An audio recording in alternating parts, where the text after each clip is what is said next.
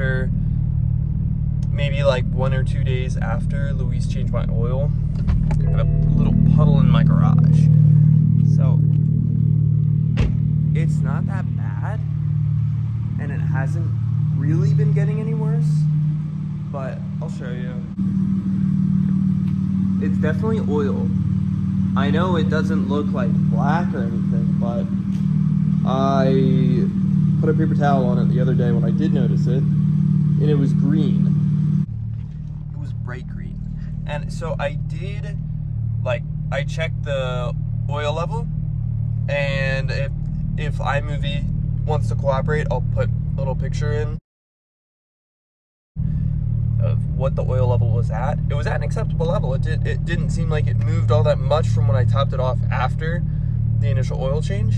But this is a 14 production day car, so that means I have the magnesium oil pan.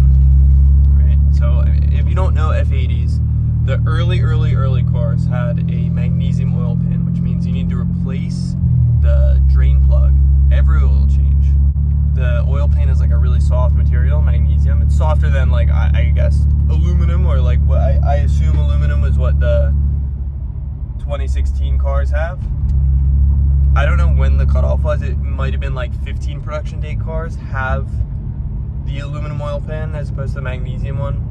And look, it only saves like 3 pounds, so I'm not that concerned with like putting a heavier oil pan on my car, especially since it's one of the lowest things on the car. So having an extra 3 pounds under the car, it's not that big of a deal to me. But I'm gonna go ahead and replace my oil pan just to have peace of mind that it's not leaking. And I don't think Luis over tightened the bolt or anything. He knows what he's doing. He knows the correct torque values. He's done an oil change on my car, I don't know, 15 times maybe. So he knows what he's doing. It's not any fault of his. I think it's just a matter of a magnesium oil pan with 100,000 miles on it. Who knows how many oil changes?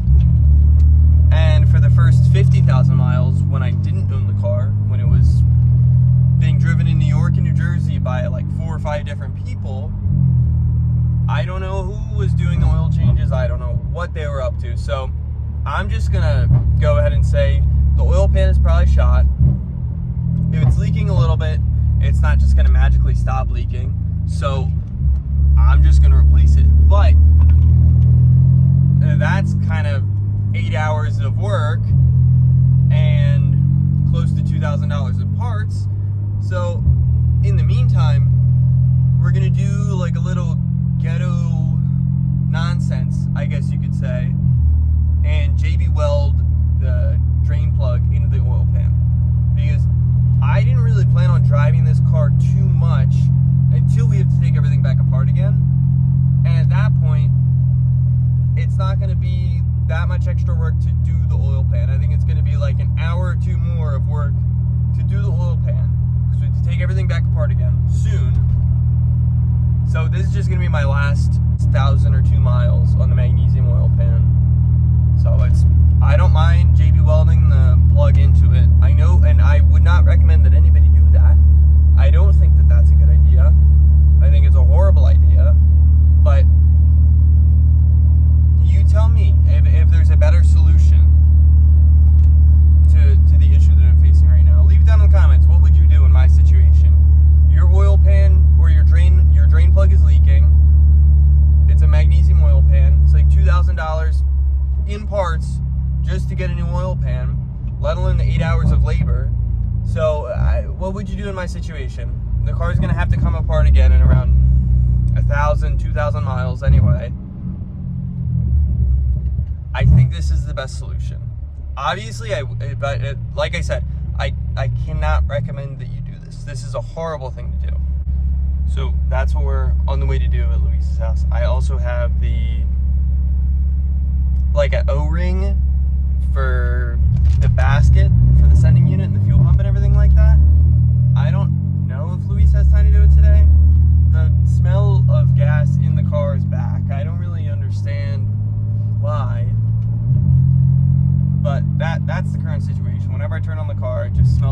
unburnt fuel, and I have to get out and just leave the AC on while it warms up, and then the car's fine, right?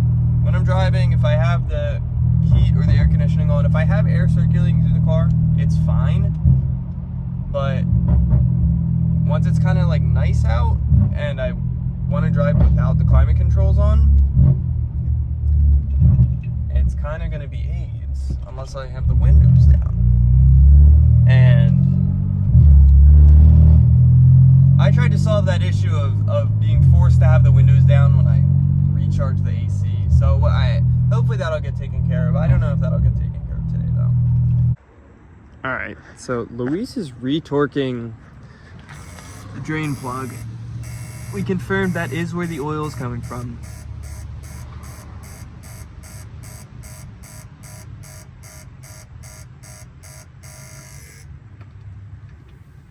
You going a little extra?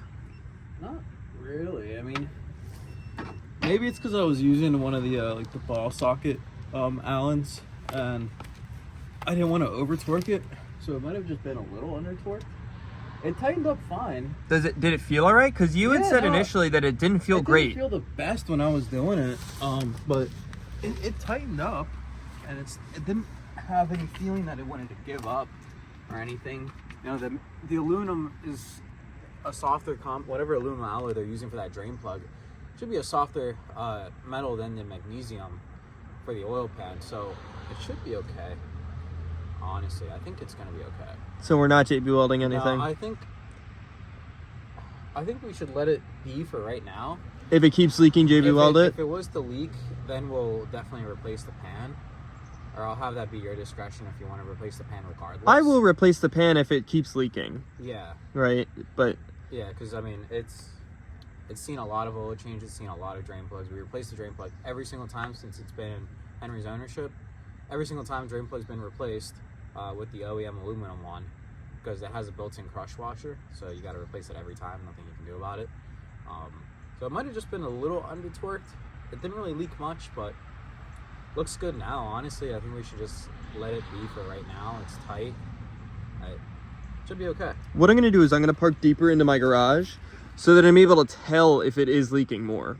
I'm going to move, like, there's like stools that are in my garage that like prevent me from parking deeper. But yeah, I'm going to park like deeper so that if it does leak, it makes a new mark. Because I'm not cleaning my fucking garage floor. I don't give a fuck about that. I don't care. I'm gonna clean it up, and I'm gonna mark it as well with a paint pen. Make sure it doesn't loosen up. Oh, that's fire. Vibrations, you know, aren't loosening it up. I mean, this car does vibrate a lot. Yeah. So does mine. Yeah. So does engine mounts. Well, yeah, that and the 3-inch straight pipes. Oh, yeah. When you get the AW track on the car, like the sound of the car and the inside is different. Like you downshift, you upshift, you feel that shit on your ass. Like yeah. It's so much different than most of your exhaust setups on this car. You can park over there.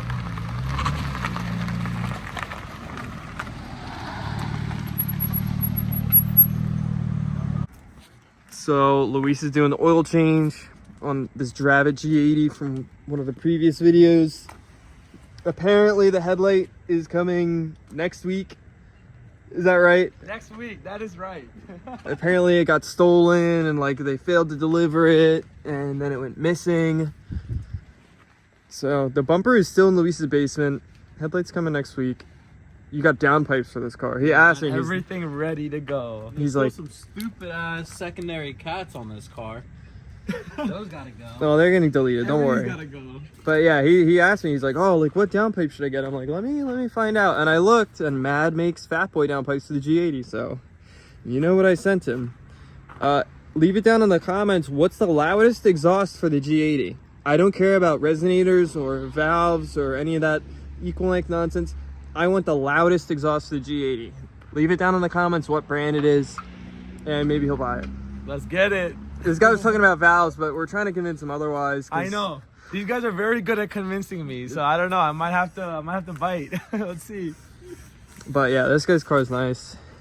If you haven't seen the previous video on it, he's got the Fiona red buckets. That's what these are called, right? Fiona red? Fiona red, yep. Car's pretty nice.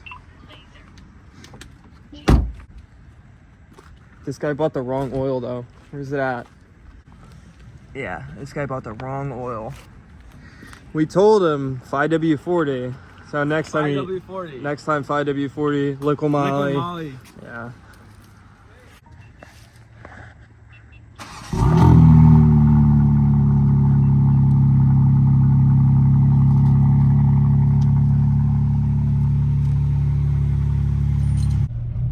Alright, so I'm on the way back. We changed Raul's oil.